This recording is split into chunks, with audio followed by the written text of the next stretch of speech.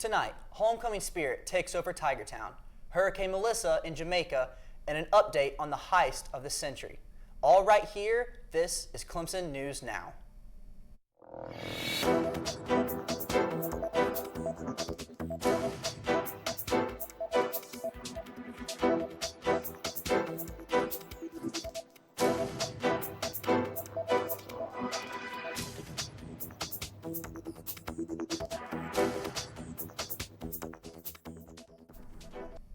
Thanks for tuning in. I'm Jackson Cash. And I'm Kate Taylor.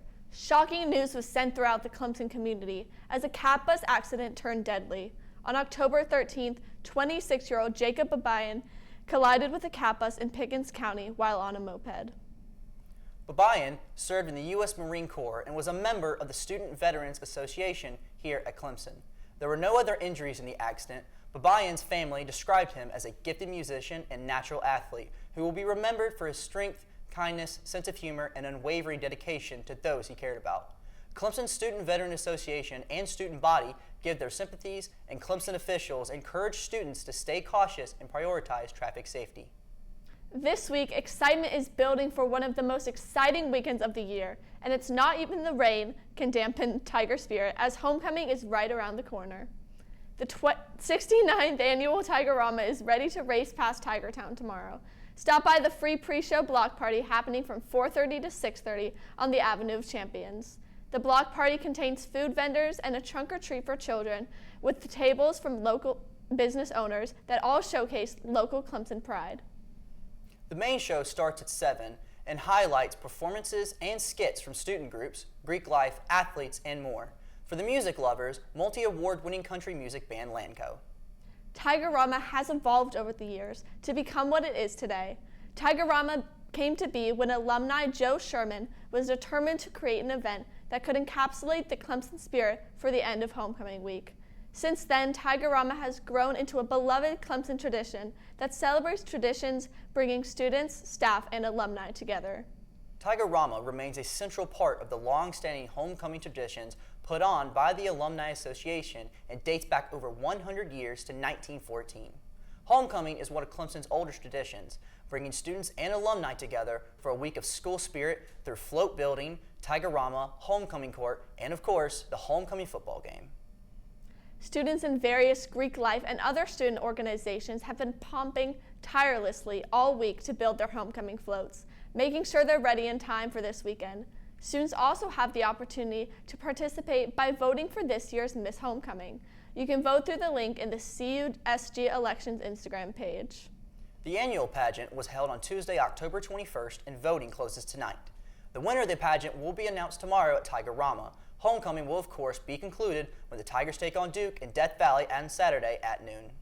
It's shaping up to be an exciting matchup in Death Valley. Caden in our sports department has all that and more in all things Clemson athletics. Caden, what do you have for us? Thanks, Kate. Clemson football will host Duke on Saturday at 12 p.m. in Death Valley.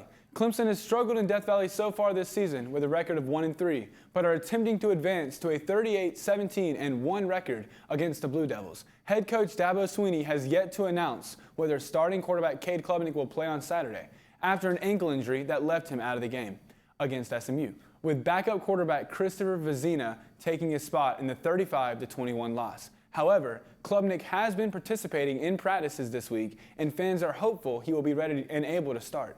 Looking at this soccer pitch, the Clemson men's soccer team took a hard hit on Saturday against number 11 University of Virginia, failing to the Cavaliers 4-0. This comes after 2 consecutive wins against Duke and UNCW and was a disappointing loss, with the Tigers down 3 by the end of the first half. Although Clemson had an impressive 13 shots to Virginia's 9, they couldn't put points on the board. The Tigers will attempt to bounce back for their last game of the regular season on Friday at historic Riggs Field against Virginia Tech. The women's soccer team defeated Boston College with a score of 1-0 on Friday. Freshman Juju Harris scored the goal on a penalty kick in the first half, and with a total of 7 saves by goalies Nona Reason and Addie Holgerson, the Tigers fought hard for the well-earned win. This victory marks 4 consecutive wins for the team, and the Tigers will look for a 5th on Thursday at 7 p.m. against Duke. Volleyball had a seriously competitive weekend with a loss against Stanford and a win over California in Friday's game against the Stanford Cardinal. The Tigers fought fiercely, but were outmatched by Stanford, who won 3-1. Although the Tigers lost, there were a few bright moments during the game for the Clemson. Senior Mia McGrath had a huge achievement of 1,000 career points, continuing to impress fans on Sunday against the California Golden Bears, scoring a total of 16 points and making 14 kills in the 3-set sweep. This is the first ACC victory for the Tigers, and they are hoping this momentum will carry them to a win against Virginia Tech on Friday at 6 p.m.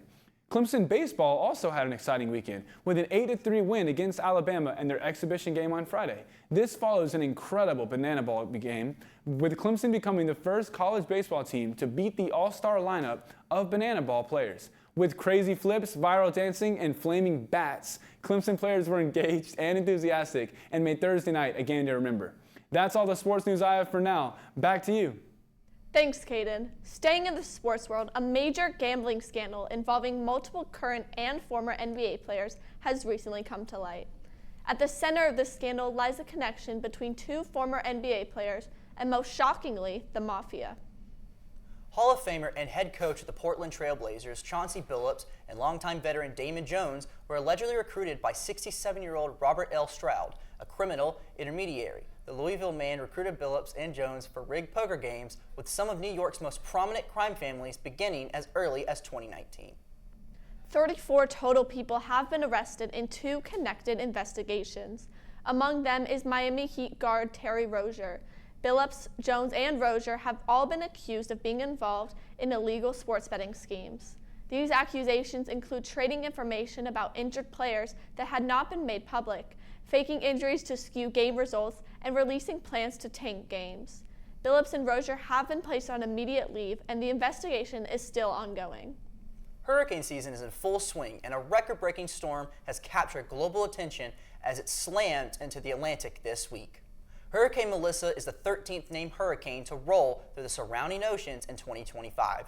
The hurricane made landfall on Tuesday at around 1 p.m., impacting the southwestern coast of Jamaica. Hurricane Melissa is one of the strongest storms on record, with winds expected to be as fast as 185 miles per hour. The impact of a storm like this will be felt in surrounding countries like Haiti, Cuba, and the Bahamas. In a coordinated response between the Red Cross organizations located in Jamaica, Haiti, Cuba, and the Dominican Republic, Red Cross societies have been deployed volunteers, opened shelters, supported evacuations, and pre-positioned relief supplies.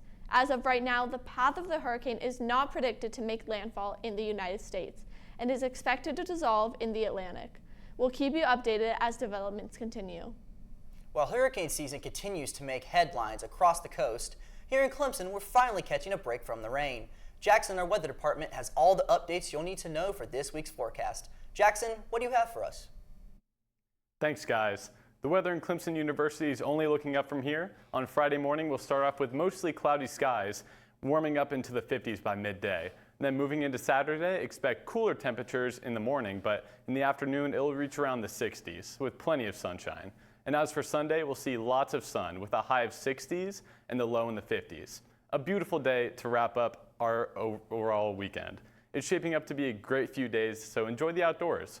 So let's make the most of this beautiful fall weather. Well, that's all I have for you this week. Back to you. Thank you, Jackson. Our final story takes us back to France for an update on the Louvre heist. Officials investigating the robbery that took place at the Louvre in Paris, France, have been making important discoveries regarding the identities of these thieves. Following an 11-day manhunt, 3 of the 4 men believed to have participated directly to the daring heist, and 4 accomplices have been arrested. 2 suspects were arrested following their attempt to flee to Algeria, and the remaining 5 of 7 were arrested in the Paris area Wednesday night. There's still no sign of the looted jewels, and with officials believing the jewelry will be sold for parts, there is no telling if they will ever be recovered. That's all we have for this week. Stay tuned next week for more news. Nationally to locally, I'm Kate Taylor. And I'm Jackson Cash. This is Clemson News Now.